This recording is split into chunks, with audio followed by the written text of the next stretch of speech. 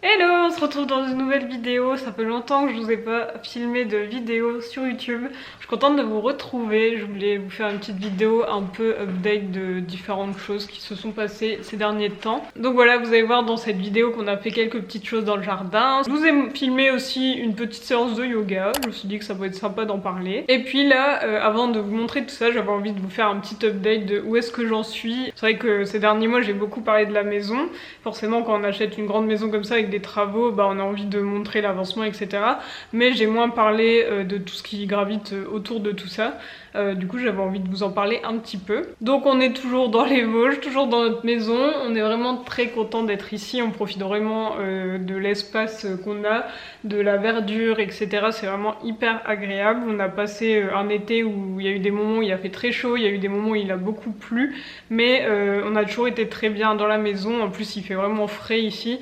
Le plus chaud qu'on a eu pour l'instant, c'est 32 dehors et à l'intérieur, il faisait 24, donc c'était vraiment idéal. C'est l'avantage des vieilles maisons avec des murs bien épais. Oli et Loki vont toujours très bien. Oli, elle a fêté ses 6 ans et Loki, il a fêté ses 3 ans cet été. Donc ils vont très bien tous les deux, ils profitent bien. Loki, il adore le jardin.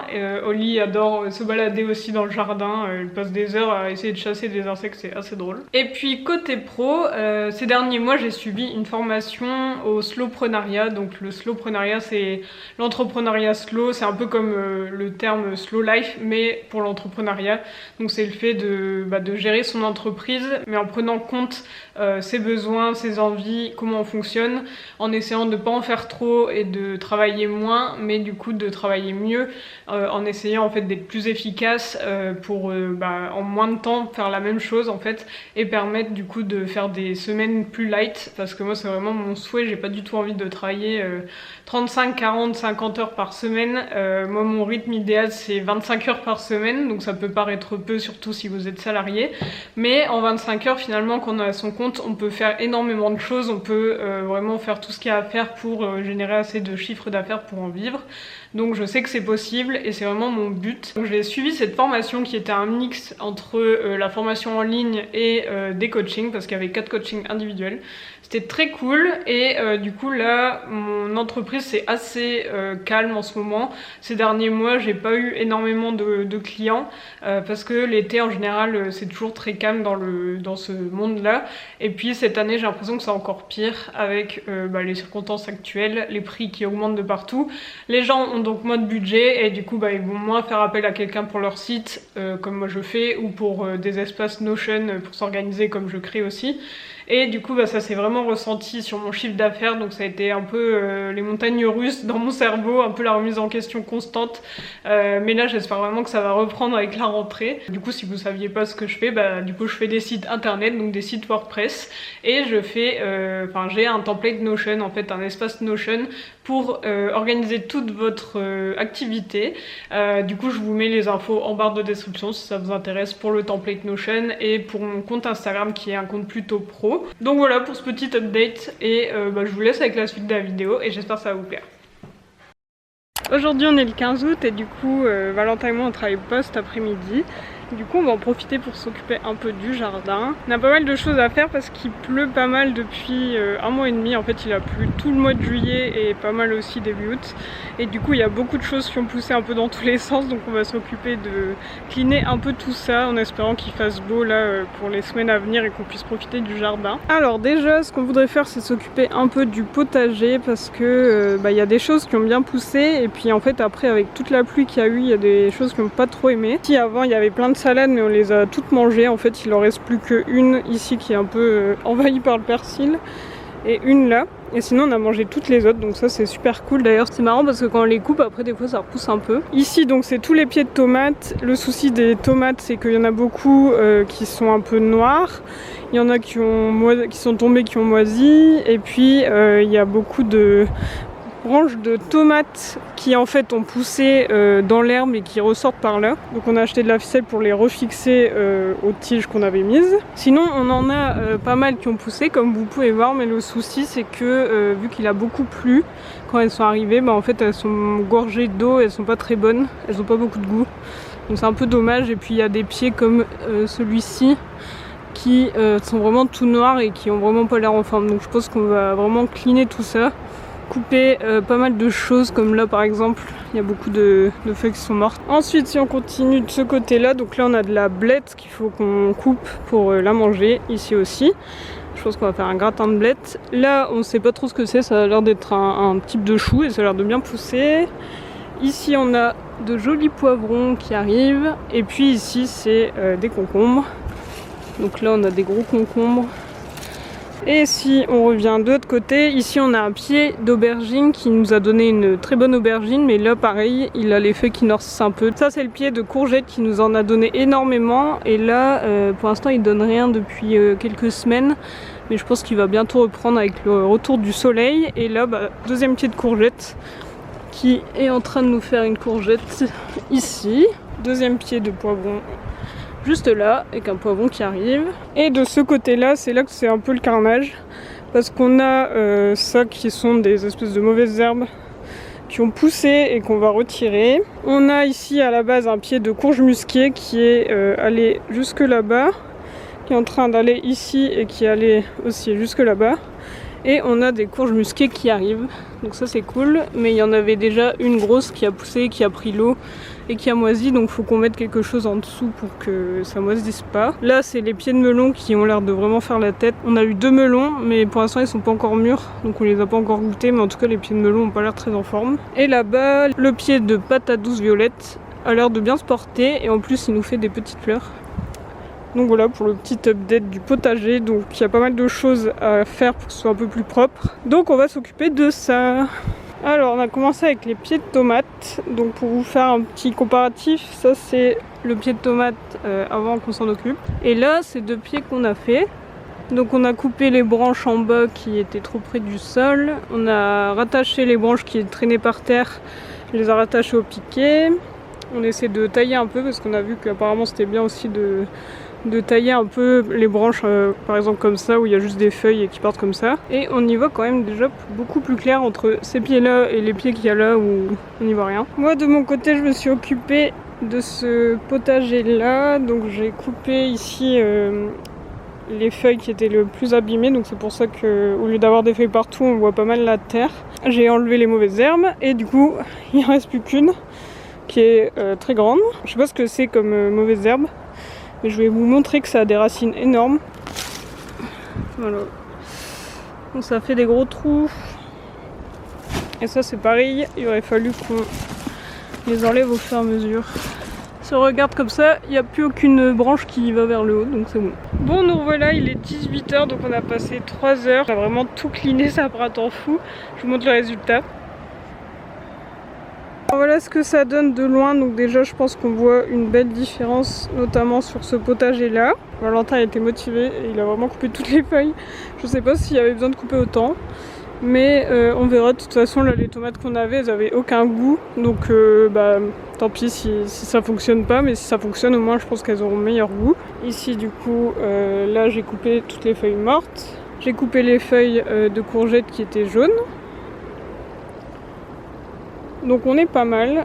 Et de ce côté là, ici on a mis un carton sous la courge. Là on a coupé les feuilles mortes mais en laissant quand même des feuilles jaunes parce que sinon j'avais peur qu'il n'y ait plus aucune feuille. Ici le petit melon qui arrive.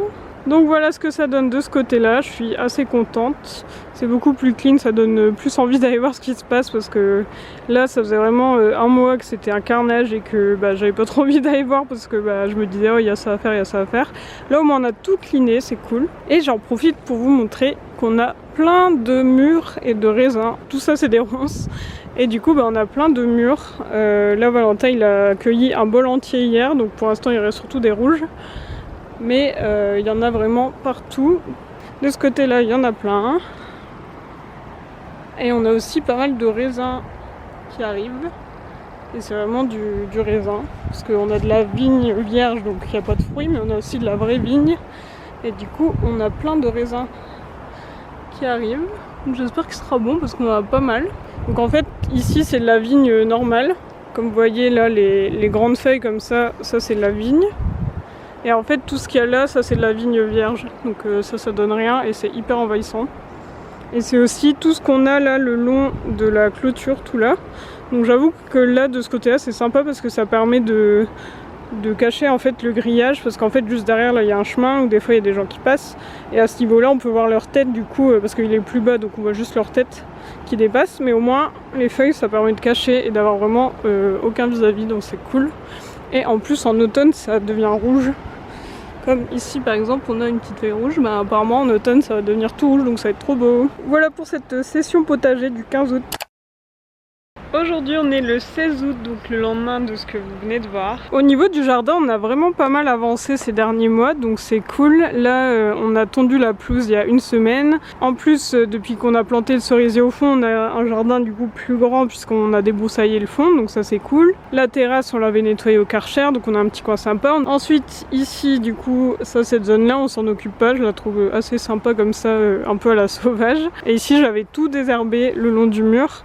D'ailleurs j'ai taillé le rosier récemment pour essayer de le rendre un peu plus régulier, parce qu'avant il commençait à grimper partout, c'était pas très harmonieux. Et du coup la dernière zone qui reste, dont on s'est pas du tout occupé, c'est cette zone-ci, qui est donc au pied de la maison. De ce côté-ci, on a vraiment une petite jardinière avec une bordure et tout. Et ici, il y a un rosier qui nous avait fait une tonne de fleurs en mai. Puis en juin, tout avait cramé. Et puis là, c'est en train de revenir, donc c'est cool. Et donc, j'aimerais bien désherber cette zone pour ne garder vraiment que le rosier. Et un peu comme là, sur le côté que je viens vous montrer, juste avoir de la terre. Comme ça, après, on pourra planter des choses. Et du coup, bah, c'est parti, je vais m'occuper de ça.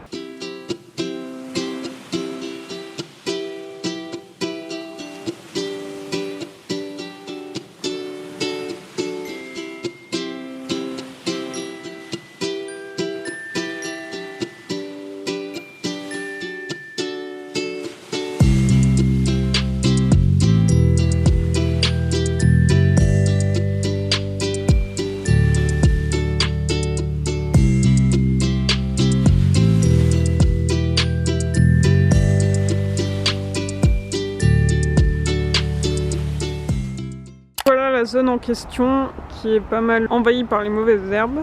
Et voilà, j'ai terminé. Donc c'est un beau avant-après, je trouve. On voit bien la différence, surtout au niveau du rosier. Ici avant on voyait même plus le mur en fait, là on voit bien le pied du rosier et je trouve que ça fait beaucoup plus propre comme ça. Ici donc on a le rosier que j'ai taillé un petit peu, j'ai coupé les fleurs fanées et je suis contente parce qu'il y a des roses qui sont déjà en train de revenir, donc c'est cool, il fleurit plusieurs fois dans l'année. En bas on a ce type de plante, je sais pas ce que c'est mais je trouve ça assez joli et puis ça couvre le sol, donc c'est assez sympa. Ici on a toute une partie où c'est du muguet, donc je l'ai laissé parce que on avait du muguet à un moment, je pense que comme ça repoussera l'année prochaine. Et après bah, tout le reste j'ai enlevé tout ce qu'il y avait. Ici c'est aussi je pense un rosier, un petit rosier qui pousse, du coup je l'ai laissé. Là il y a aussi un pied de rosier juste là. Et ici on a ça qui pousse, qui est donc un petit arbuste, donc je l'ai laissé parce que comme il n'est pas juste devant la fenêtre, même si après il devient grand, ça devrait pas trop être gênant. Et là c'est un petit peu de muguet aussi, mais sinon tout le reste j'ai enlevé, donc ça fait une sacrée différence. On redécouvre le bas de la maison qui est vraiment joli, j'aime beaucoup le bas comme ça en pierre. Donc voilà, je suis très contente, j'en ai profité pour balayer la terrasse. Et à l'avenir j'aimerais bien changer la terrasse, la recouvrir avec des caillebotis, je crois que ça s'appelle, ou calbotis, je sais pas comment ça se dit. Mais ouais, mettre comme si on avait une terrasse bois quoi, sans que ça revienne trop cher.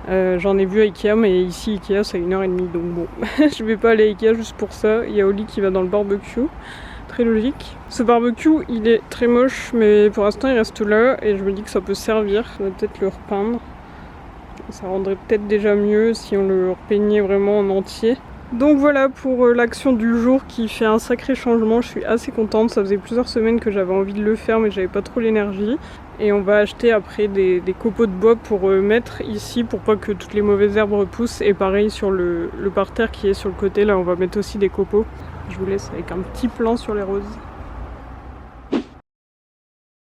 Ensuite, j'avais envie de vous parler un peu de yoga, donc je vous mets un cours que j'ai suivi en accéléré. Donc là, c'est vraiment très accéléré, c'est x 2500. Donc là, ce que vous allez voir en 2 minutes, en fait, c'est vraiment un cours d'1 heure. Ça fait en fait 1 an et demi que je fais du yoga chaque semaine, donc c'est en visio avec ma prof du coup qui me donne cours en direct. C'est vraiment très sympa parce que le fait que ce soit en visio, ça me permet d'être assidue dans le sens où je sais qu'elle m'attend, je sais que c'est un rendez-vous avec d'autres personnes qui sont là dans mon cours.